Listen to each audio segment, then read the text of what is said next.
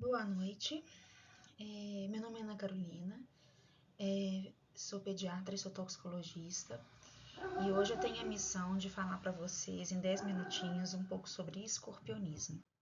Por que a gente escolheu esse tema aqui em comemoração aos 50 anos do Hospital João 23? Por que a gente trouxe o escorpionismo? Porque dos acidentes peçonhentos, o acidente que tem maior letalidade, principalmente na faixa etária extrema, principalmente nas crianças, né? E o nosso estado de Minas Gerais é o estado que possui o escorpião de maior perigo, né? Mais peçonhento. E então a gente atende muito caso aqui. Dos casos que foram notificados ao Ministério da Saúde, no ano de 2022, foram aproximadamente 170 mil casos, né? E só aqui no Ciatox MG, a gente recebeu nesse mesmo período quase 1.200 casos de escorpionismo. Então, Minas Gerais é um estado que enfrenta muito sobre esse acidente. E aí, a outra importância disso é que se a gente pega, né, os casos de óbitos, né, notificados, se a gente pegar em todas as faixas etárias, a gente tem um óbito para mais ou menos cada 1.000 acidentes. Mas se a gente pega na faixa etária daqueles menores de 1 a 4 anos, isso aumenta demais. Então, a gente tem um óbito para aproximadamente cada 350 acidentes. Então, quem que é esse serzinho que a gente tem que conhecer? Esse é o escorpião. Eu trouxe uma foto do escorpião, que é esse que a gente tem aqui bastante em Minas Gerais, que é da espécie Titius cerulatus, tá? Como que eu sei que ele é o Titius cerulatus? Ele é um escorpião que tem um tronco mais escuro, mais marrom, umas patas amareladas, uma cauda amarelada, e lá em um dos segmentos, mais ou menos no terceiro, no quarto segmento da cauda, ele tem umas serrinhas, né, que eu deixei aqui em ênfase, e essas serrinhas são o que eu posso identificar que é dessa espécie do T. cerulatus, tá certo? E do escorpião inteiro, o que é importante de eu saber? Tem aqui então os pedipalpos, as quelíceras, onde tem os dentes fixos, os dedinhos fixos imóveis, e dentro do dedinho fixo tem um dentinho, então por aqui que ele se alimenta, né? Então tem o corpo, tem a cauda, composta de 5 segmentos, e ao final dessa cauda eu tenho o telson, que é composto por uma vesícula e por um ferrão. E é esse conjunto aqui que é a única coisa perigosa do escorpião. É aqui que está o veneno e aqui que é o aparelho inoculador. Então, se eu tiro o telson desse escorpião, ele não tem mais o poder de peçonha, de ser um animal peçonhento pra gente, tá certo? Então, o que eu sei desse serzinho? A reprodução dele é por partenogênese. Então, o Titius cerulatus, a grande maioria desses espécimes serão fêmeas, que têm o poder de reproduzir sozinha, né, sem ter inoculação do macho.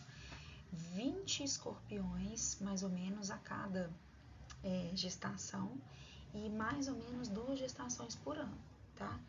São seres que se adaptam facilmente ao ambiente, né? Então pode faltar comida, pode faltar água, pode fazer frio, pode fazer calor, que eles vão conseguir sobreviver, e a sobrevida deles é longa, de até 6 anos.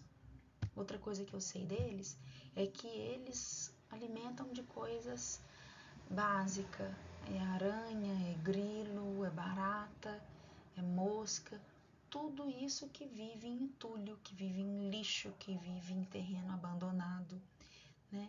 Então Então, eu sei que isso é uma questão de saúde pública. Eu sei que onde tem todo esse acúmulo de sujeira é onde eu vou encontrar o escorpião. Então, antes de tudo, eu tenho que resolver isso. Tem que ter saneamento básico, tem que ter coleta de lixo, né?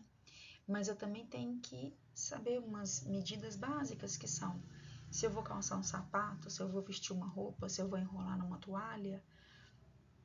Se eu sei que eu estou numa região que tem bastante escorpião, é básico que eu sacuda bastante, que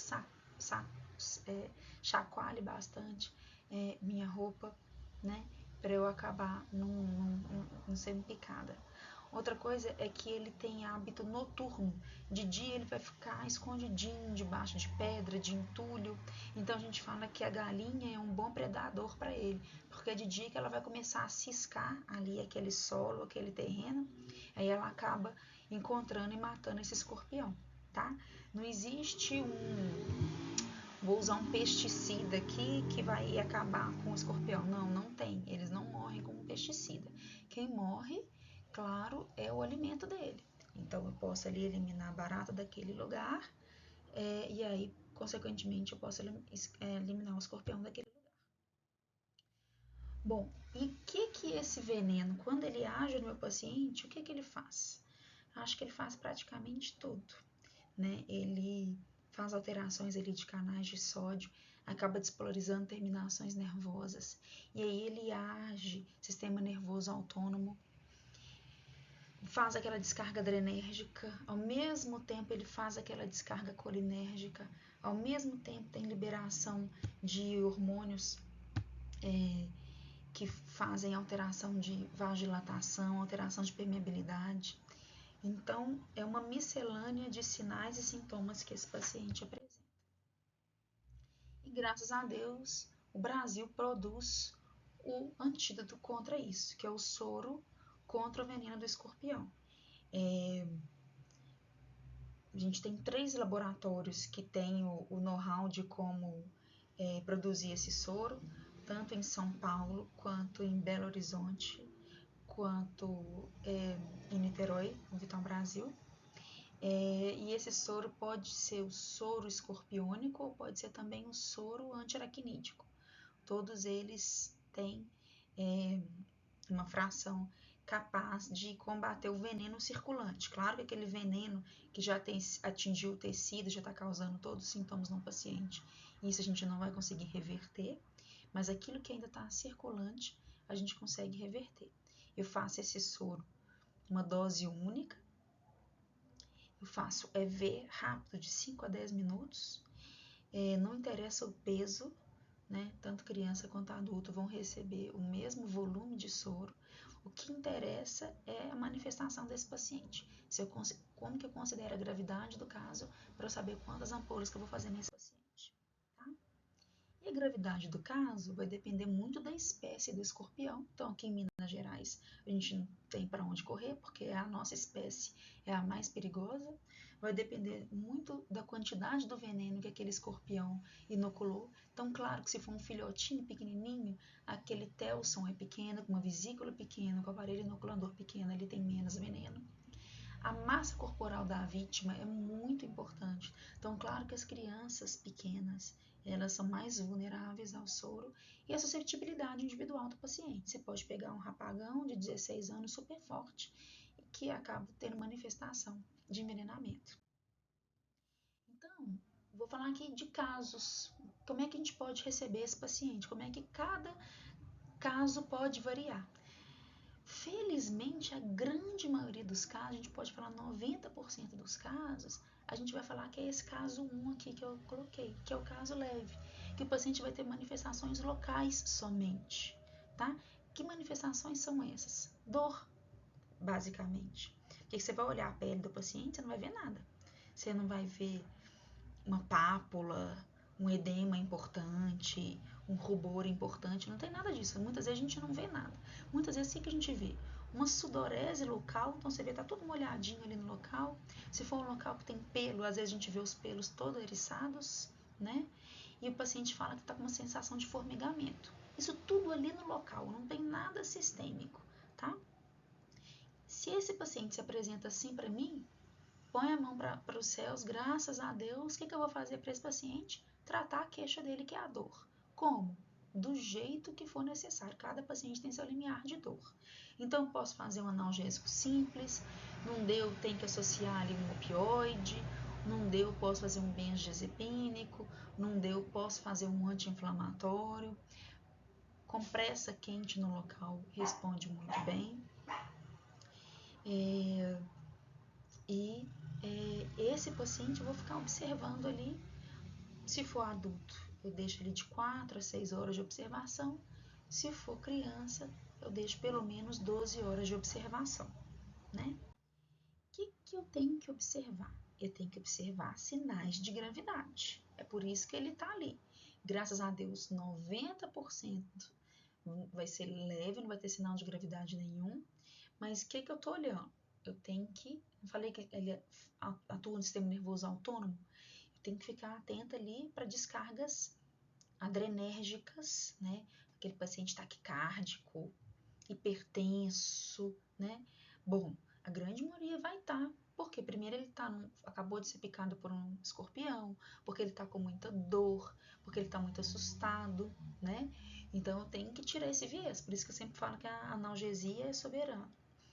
Mas tiro a dor e tô vendo que ele mantém ali com aquelas descarga adrenérgica, sinal de alerta. Outro sinal de alerta, aquele paciente com exacerbação colinérgica, ele tá bradicárdico, ele tá vomitando, ele tá nauseado, ele tá com cialorreia, tá com sudorese, tá? E existem alguns exames laboratoriais que não são imprescindíveis para fazer o diagnóstico, de jeito nenhum. Eu posso fazer o diagnóstico sem fazer exame nenhum no paciente, mas tem alguns sinais iniciais que são características do escorpionismo. Aquele paciente que tem uma glicemia muito alta, aquele paciente que tem um potássio mais baixo, que tem um global de leucócitos muito alto, né? Marcadores cardíacos, enzimas cardíacas alteradas. E aí, com o passar do tempo, ele vai piorando esse exame laboratorial, juntamente com a clínica dele, e eu posso ter, inclusive, uma radiografia totalmente alterada e um ecocardiograma alterado. Esses são os exames mais importantes, né? Então, ali naquela fase inicial, né, a hiperglicemia é bem importante para a gente, a leucocitose, a hipocalemia, e aí eu começo a ter alterações de eletro, e aí, se ainda não tomei conduta nenhuma, meu raio-x pode vir alterado, meu eco vai começar a vir alterado num acidente mais grave, tá? Então, por exemplo, esse aqui é um raio-x de um paciente que foi picado por um inseto não determinado por ele, né, no pé. 3 horas da tarde, às 18 horas, quando ele estava já no hospital, já tinha sintomas clássicos de escorpionismo. Veja bem, não era mais um escorpionismo leve, agora ele tinha sinais sistêmicos e ele já tinha uma radiografia alterada. Esse paciente recebeu soro de maneira tardia. Então, 8 horas da manhã, olha como que já era o raio-x desse paciente, tá? Então, esse aqui é um exemplo de alteração radiográfica. Então, aí já não estou mais falando do caso 1. Agora eu estou falando, por exemplo, de um caso 2, que é aquele paciente moderado, que a gente chama moderado porque ele tinha também sinais locais de dor, de parestesia, mas ele começou a ter sinais sistêmicos de sudorese, náusea e vômito.